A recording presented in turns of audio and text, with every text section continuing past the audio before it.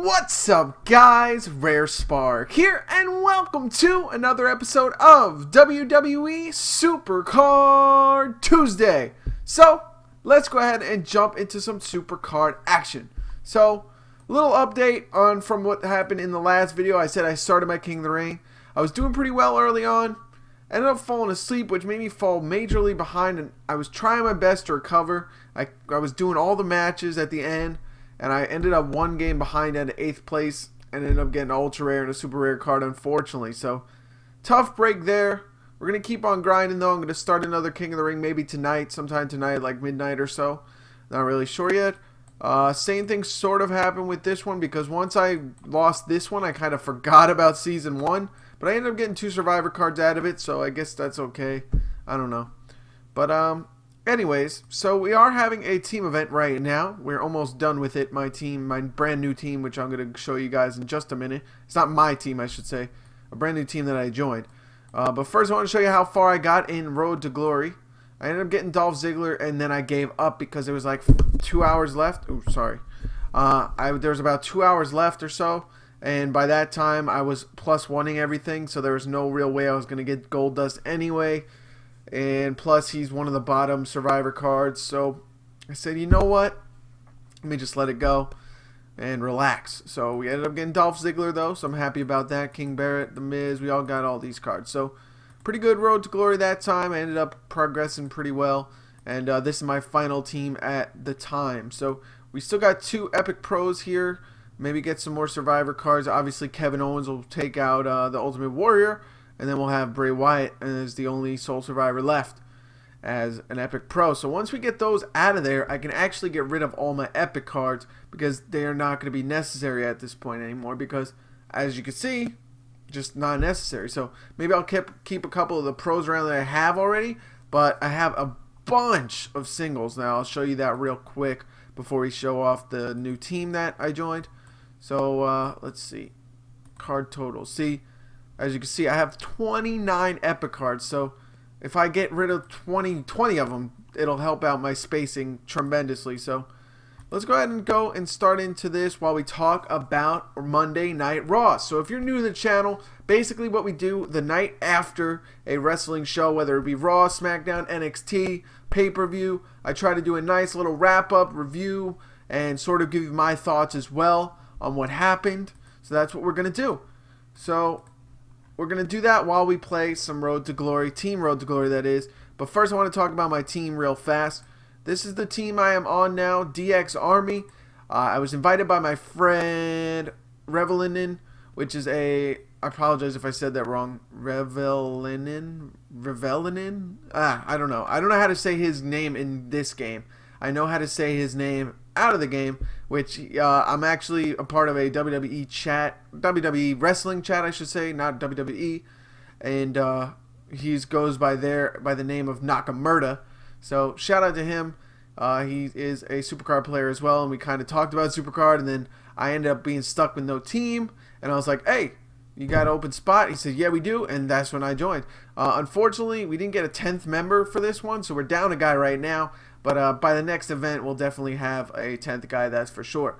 Because there was a little confusion. I was trying to get Kill Moose Kill in this team, but he was already a part of another team, so we weren't sure. He didn't respond to me until like the last day. So then we were trying to get somebody else, but someone declined him, so it was just a whole mess. Anyways, so that's my new team. Points breakdown looking pretty good. Daniel doing work with 622 points. King Biffy 422.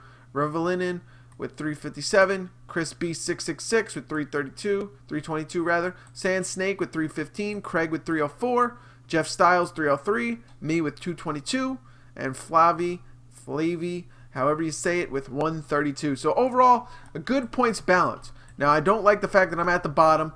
Obviously, I did put in the effort though with the 222 points, but at the same time, I want to be someone like Revelin, who obviously didn't, buy too many bouts or buy too many titles, but at the same time put in the effort the entire time. So, unfortunately, I was a little bit busy yesterday, so I wasn't able to grind as much as I would have liked to, but 222 points is not bad, but I definitely want to keep going and try and get a little bit more points. Obviously, it's going to be a bit more difficult now because we are going to be grinding +1s at this point in the game. So we're going to shuffle the cards, and we're going to be playing this while we talk about Monday Night Raw. So Monday Night Raw opens up with a look back of Vince and the Undertaker's last week, how Undertaker came out and choked Vince and all that stuff. Basically just reminding us of what happened. Then they say we're live from the Allstate Arena in Chicago. And then right as we go to the ring, Shane McMahon comes out. Here comes money. Here we go. Here comes money. He comes out, cuts a promo. Then he's talking to the crowd, says it's overwhelming, thank you, all that stuff. Vince comes out to a gong, freaking heel. Perfect. I'll give it to him. I don't like Vince McMahon, the person, or the person behind the scenes, because he obviously is making this whole Roman Reigns crap happen. But at the same time, I do like Vince McMahon, the on-screen character. He is an amazing character, probably one of the best in the WWE that they ever had. So, anyways, Vince comes out to a gong, trying to pretend like he's Undertaker, about to attack Shane. He goes and comes out and says, "See, you're scared. That's a look of scared. That's a scared look in your face." Cuts a promo about how again he's not his son. Throws the breaks the frame down. He has a picture of him and when Shane was younger. Throws the frame on the ground, steps on it, breaks it. Then Shane warns them as Vince yells again, and that's when Vince sends out the security guards and Shane beats them up to a good pop. The crowd loved that, and then that was the end of the segment. So then they show a little preview. Still to come, AJ Styles and Chris Jericho versus the tag team champions, The New Day. But then we get Neville versus Kevin Owens. Very good matchup. I love these two together. I think they are great. Oh, what am I talking about? Before we continue, I apologize. I have to reveal my new layout. Silly me. We're freaking 7 minutes in. I just remembered to do that. So good job. But anyways, let's reveal the new layout for WrestleMania. If you don't know, you're new to the channel, I like to do a layout for every pay-per-view leading up to it. And then once the pay-per-view happens, I usually switch it over. But I was working on a WrestleMania one, so it took me a little longer than I usually do. But let's check it out. Here is the new WrestleMania layout. Let me know what you guys think in the comments below. And yeah, so I love the way it came out. I wanted to go for something different. I've never used a realistic background like this. It looks like it's basketball shorts almost, red and blue basketball shorts, which goes with the theme of WrestleMania, although the basketball shorts don't. The red and blue theme, I really like that. And I tried to find the best background that I could. I started off with a basic background where it went from blue to red, but I like this one a lot better. I think it came out great. So yeah, let me know what you guys think in the comments below. Appreciate it. So let's go ahead and jump back into it. Like I said, Neville versus Kevin Owens. I love these two in the ring. They end up having a good 5-10 minute match, and then that's when Kevin Owens is on the outside, tries to take out Neville, and sure enough, whoa! Sami Zayn comes running out for his quote-unquote debut. It looks like it's going to be setting up a feud for WrestleMania. Kevin Owens versus Sami Zayn for the Intercontinental title, which I am so happy about because these two are just magic in the ring together. They have a general rivalry / general friendship outside the ring, and these guys are just money in the ring together, and I just... they just had to make it happen. If it's going to be the biggest WrestleMania, you got to have Sami Zayn versus Kevin Owens. Although it might not be the biggest feud in WWE's mind, at the same time, for all the happy, the smart fans, as they like to call them, who watch these guys in the indies and watch Kevin Steen versus El Generico, they're just going to love this match. So I love that they set this up for the biggest WrestleMania, and when we look back at WrestleMania 32, I think this is going to be one of the classic matches. At least it definitely has the potential of that. So there we go. He debuts. Sami Zayn tries to make the save. He does save Neville from getting a apron powerbomb, and obviously that's sort of Kevin Owens' like finisher / kill move in a sense, sort of like Randy Orton's punt, where if he hits you with it, you're going to be out for a while, most likely, at least for a couple of weeks. So yeah, then the next segment was, let's see, the next segment was Brie Bella versus Summer Rae. And I'm glad to see Summer back in the ring, honestly, because she, honestly, I think is very underrated. Although she might not be the best in the ring, she also knows how to do great psychology in the ring. She's also a great heel. She just knows how to work the crowd extremely well. She has that very unique talent that, although she may not be great in the ring, at the same time she is great at the psychology, great at pulling heel moves, great at getting heat, great at working the crowd, and I think she is definitely underutilized at this point, and hopefully this leads to her being utilized more. But Summer Rae versus Brie Bella, setting up a feud between Brie Bella and Lana, because Lana came out, distracted Brie, and then Summer Rae gets the win, and Lana comes out and Bella Busters Brie Bella in the middle of the ring, signifying she's here to wrestle. And I'm very excited to see this because from what I've read, Lana has, I'm not going to say she's going to blow you away in the ring, but from what I understand, she's always been training to wrestle. And it's, you know, she's obviously been with the company for about a year or two with Rusev, not just the company, with the main roster for a year or two. So if she's been training behind the scenes, hopefully it shows in the ring. Because from what I understand, she is, you know, at least average in the ring. She's not someone like Eva Marie or Cameron who have no ability in the ring and they're just going to try her out. So hopefully this leads to something great. And I actually am looking forward to this Brie Bella Lana feud. But yeah, let's continue. So the next segment was a elimination match, elimination handicap match. Dolph Ziggler versus King Barrett versus Rusev.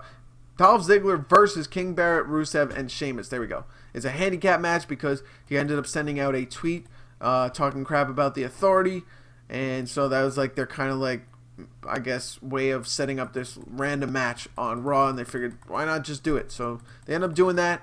And Dolph Ziggler ends up eliminating King Barrett, but unfortunately ends up losing to a brogue kick from Sheamus. But Ziggler definitely looks strong, and I still love Dolph Ziggler. I know a lot of people are starting to turn on him, but I honestly think he's great in the ring, and obviously he's just a product of bad booking. They've just never treated him right. Since, you know, the whole cash-in thing and everything like that and concussions and stuff like that, so they've never really had faith in him since then, unfortunately, and it's definitely showed in the way they book him. But he ends up losing to a brogue kick from Sheamus, and then the next matchup was Tamina and Naomi versus Sasha and Becky Lynch. These two just ran through Naomi and Tamina, obviously. Unfortunately, we're going to end up losing this freaking Road to Glory match. Man, unlucky. A lot of procs and everything. But, yeah, so they run through them.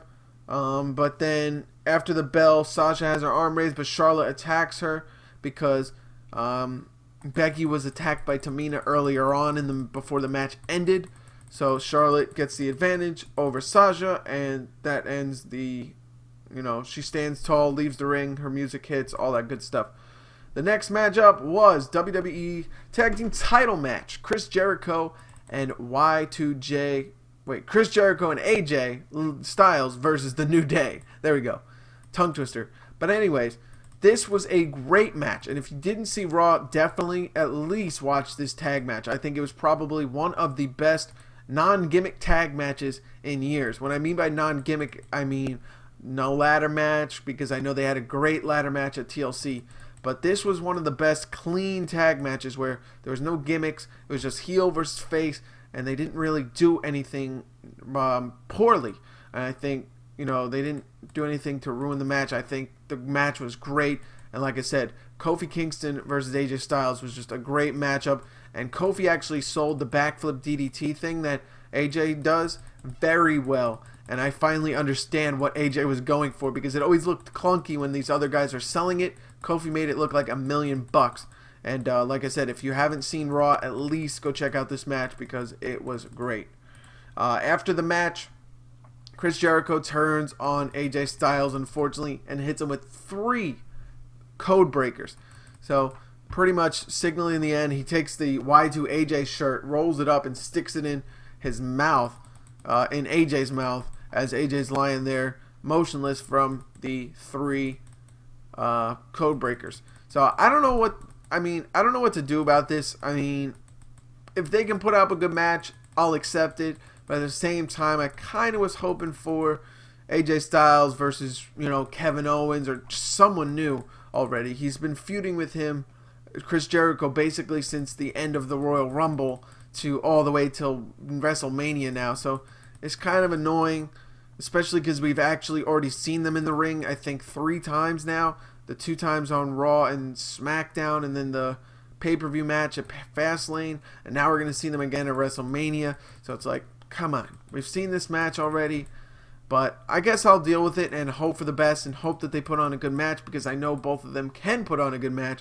So hopefully they pull out all the stops. They come out with a couple of more spots that are different from the last couple of matches that they've had, and we end up getting an enjoyable match, but we'll have to see. So let's see here. I got to focus a little bit because this is going to be tough. But Roman Reigns will get the victory over Daniel Bryan. But the next one was Kalisto versus Tyler Breeze. I'm not going to talk about this one. Kalisto gets the victory. Ends up going to the back, talking to Ryback. Unfortunately, Tyler Breeze is just jobbing, and it's just frustrating because I think he definitely has the charisma and the talent to be at least better than a jobber. But who knows. So anyways, Kalisto goes to the back. Ryback talks crap about him, how he's small and all this stuff, and how he wants to go after him. I think he's probably going to feud with Kalisto till WrestleMania maybe. They're starting to set that up for the United States Championship. We'll have to see. But after that, Ryback versus Curtis Axel. Social Outcast cut a great, hilarious promo. I thought it was great. And, they're really coming close to being as funny as the New Day. I won't say that they are as funny, but they're definitely getting there, and they're getting their chemistry down, and I really am loving the Social Outcast. But unfortunately, Ryback ends up burying Curtis Axel, and that was all that done it right there. So he immediately leaves the ring. He's like trying to show that he's all business now because he's a heel, I guess. I don't really know. But all I know is I don't really like this push that Ryback's getting again. I never really liked Ryback, but that's just a personal opinion. So then we get Dean Ambrose versus Bray Wyatt for the main event. So typical match. They protected Bray Wyatt at least. I'm happy about that. So what ends up happening, Bray Wyatt, Dean Ambrose have a long match. The Wyatt family end up coming out when it looks like Bray's in trouble. And they pretty much protect each other, protect Dean Ambrose and Bray Wyatt, because Bray Wyatt's going to end up having to go against Brock Lesnar at Fastlane. I mean, not at Fastlane, at Roadblock. Dean Ambrose is obviously going against Triple H. So neither of them could really afford a loss, especially if Bray Wyatt's going to look competitive against Brock Lesnar. He can't be losing against Dean Ambrose the Monday night before Roadblock. So I don't know. That's just my 2 cents on it, but I like it that they protected it. After the match, the Wyatt family beats down Ambrose. Wyatt hits the sister Abigail. Triple H comes out. He enters the ring.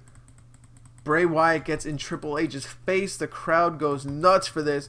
And, I really like what the WWE is doing here, because they're like hinting it, but they're not going to, obviously they're not going to give us a match like that until maybe next year's WrestleMania. So things like this I love, because it's classic WWE. It's like old style WWE when they used to hint at things, and then like a year or 2 later they'll have a footage of that to go back to when they decide to finally light up the feud. So I really like that. Raw goes off the air because Triple H, oh wait, hold on, I forgot what happened. So anyways, after the Wyatts run the finger on the titles, Wyatts leave the ring. Triple H watches them leave and turns his attention back to Ambrose. Triple H drops the title, takes his coat off. He's going to go and hit Dean Ambrose with a pedigree, but he goes outside the ring first to set up the announce table to take it apart. He goes into the ring and gets nailed by a Dirty Deeds, which, oh my God, what a sell from Triple H. Triple H just sold it like he was dead right after that Dirty Deeds. It was great. Great job from Triple H from selling that move, and made the Dirty Deeds look like $1 million, more than anyone has ever made it look since it became that move where it's the chicken wing DDT or whatever you want to call it. But that's it. After that, Dean Ambrose holds the title and goes off air. His music hits, and we are setting up for Roadblock. So I'm very excited for that. I thought it was a great episode of Raw. We have a 19-minute episode. Wow. So after this match, I'm going to end it. And I hope you guys enjoyed the little Raw recap. Definitely check out like I said, the tag title match between the New Day and Y2AJ. That was a great match. along with the final match and that whole thing there with the whole Dean Ambrose thing, because you definitely need to see that. Definitely check out the Social Outcast promo before the Ryback match. The New Day versus, like I said, Y2AJ, definitely check out. And yeah, that would be just about it. I mean, if you want to skim through it, but definitely watch this episode. It's one of the best episodes of Raw in a long time, and I think it's worth watching all the way through. But if you're on a limited schedule, I just told you, just watch those 2 or 3 segments, and you'll be happy. So anyways, let's just wrap up this match. Hopefully we get the victory. I forget what the score is, so I'm kind of hoping. Did we get it? Yes, we tied it, so that's a point for us, and we'll take it. 326 out of 635, I believe. So let's get these picks done, and then we will end the video. Oh, card limit. So anyways, that's about it. Hope you guys enjoyed this episode of WWE Supercard. I will be back tomorrow to update you guys on how far we've made it. Ooh, I forgot to claim this Dean Ambrose, so let me do that. And there we go. So anyways, I hope you guys enjoyed this episode of WWE Supercard, and I hope you guys are looking forward to WWE Roadblock. I was going to make a layout for that, but I said WrestleMania is coming up. I've been working on it, and I just said, you know what, Roadblock's going to be over this Saturday, so just go right to WrestleMania. So anyways, thank you guys for watching. I will see you guys later. Rare Spark out.